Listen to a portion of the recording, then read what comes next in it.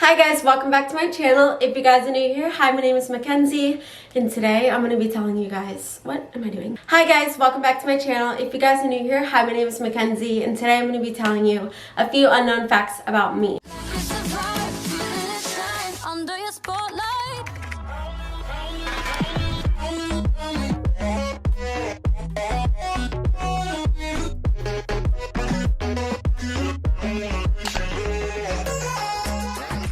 So if you guys are my family or my friends, you probably know these things, but they're not something that I always talk about or it's like a really known fact about me. So I want to tell you guys a little bit about me. So the first fact is I have trypophobia. So if you guys don't know what that is, it's basically when little holes close together just freak you out. And they're like little cluster, like even the word cluster of holes close together, just freak me out. I don't know what it is about them. I've had it ever since I was little. I first experienced it when I was 6 or 7 years old. So the story, the behind. Okay, so my sister was a Cavalier girls cheerleader. And you're probably like, what does this have to do with your story? But I promise it does. So we went to a game and we got the noisemakers, which are these little like plastic tubes, I guess. And you go like this, and when the whole arena has them clapping together, it's like this huge noise.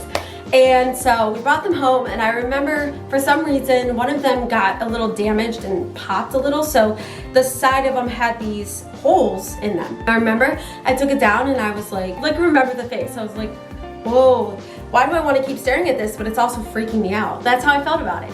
And then, so I just thought, okay, that was weird, but at 6 or 7, like, you don't know what phobias are. You don't really think too deep about things and why they're happening to you. Flash forward like years later, it kept happening to me in certain situations. I'd be like, why is this pattern too? Just patterns in general that are really weird and freaky also freak me out. You know what, I'm gonna look it up, and it had a name for it, and it's trypophobia. And actually, Kendall Jenner has the same phobia, and I thought, well, if Miss Jenner has it, then I'm not that weird. It's weird because once I recognized what it was, I've heard different people say that they have this. I just never put a name to it, and then I figured out it was trypophobia. So yeah, I can't put a picture right here and explain to you because if I look it up, things will pop up. But if I can give an example, it's like honeycombs, how their little things are close together. I feel physically ill. I'm sick. People are always like, oh, you hated the movie Holes. Yes, I never watched it. I couldn't. I said no. So the next thing is that I have 27 scars. 2 of them are unrelated to cystic fibrosis. So the 2 that are unrelated is a scar on my knee and a scar on my head. I gashed both things open at different events. But the rest of the 25 scars are from cystic fibrosis / transplant. So if you guys don't know, if you're new to my channel, I had a double lung transplant back in 2019. It's actually my 2-year anniversary in a few weeks, which is the weirdest thing, but it is. And I have scars from catheters, PICC lines, chest tubes, what else? Tunnel picks, feeding tube. Those kind of things are, you know, all throughout my body. I have different scars. The next thing, it also goes with that one because it is one of my scars, is a catheter scar right here. And that is because I had kidney failure and was on dialysis at 10 years old. So I know that is really weird because when you think of dialysis, you think, you know, the older community, elderly people are usually on dialysis because with time and age, your kidneys kind of, your organs just become, you know, less and less working properly. So what had happened is I was on antibiotics. I was on IV antibiotics, and that is where PICC lines come in. And so when you have cystic fibrosis, it's really, really common to be on PICC lines, or to have PICC lines instead of IVs because it's a longer term situation for, you know, things like we're usually on a 2 to 4 week period of antibiotics when you have cystic fibrosis to combat infection and all the things that happen with CF because there's just so much. So what had happened was I was on antibiotics and I got to go home on them. It was my second time ever doing them. So again, I was 10. Had a nurse come and check me frequently for labs, and everything was monitored really well. And then just one night I started to feel really weird. But I just went to bed because at 10 years old, you don't really think anything's wrong with you. You're just, I mean, I knew like CF was. I went to bed And I woke up in the middle of the night to the, if you guys are sensitive to puke, maybe fast forward a little bit, but if you want to hear the story, just keep on listening.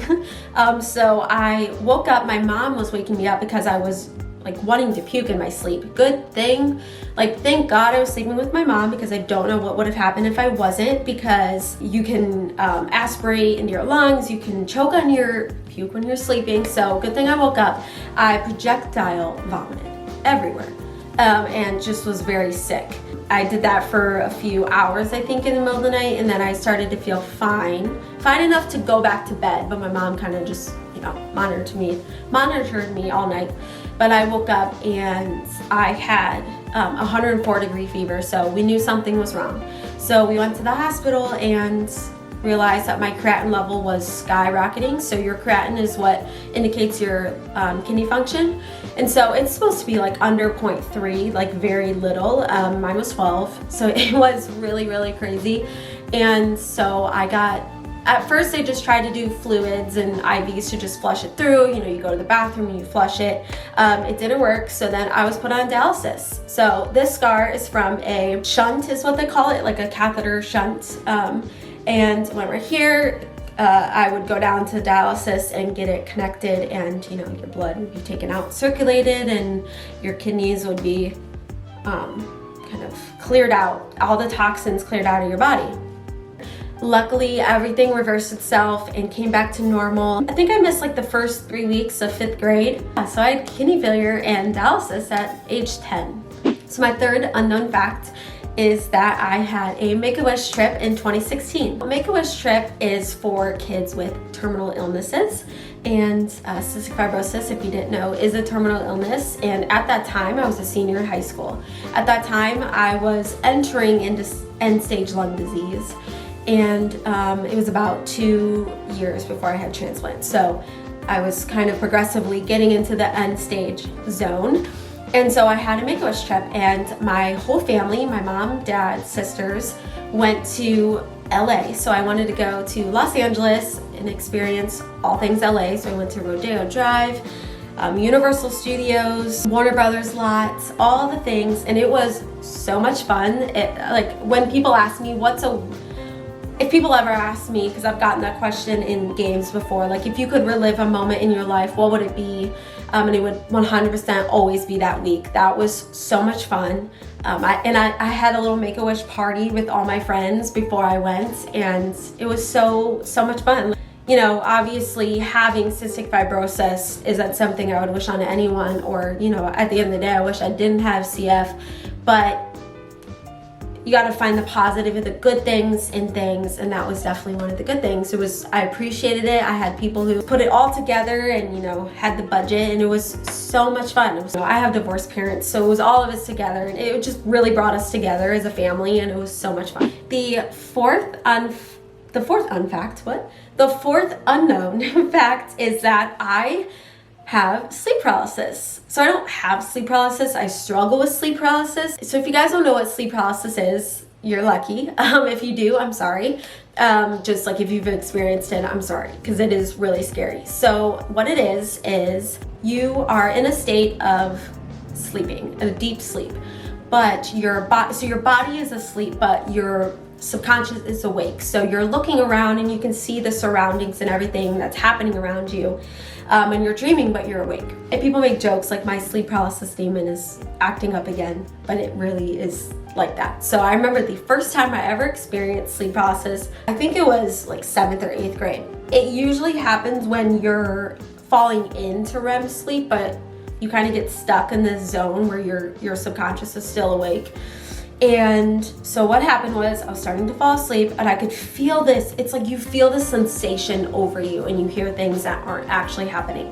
So I heard somebody coming up the stairs, and I knew it was happening, but I couldn't react to it because the reason they call it paralysis is because your body is paralyzed, and you just can't move. So you can't fight it. You just kind of have to deal with what is happening in the moment. So I remember I heard something coming up the stairs, and I was trying to scream mom, and it just wasn't coming out.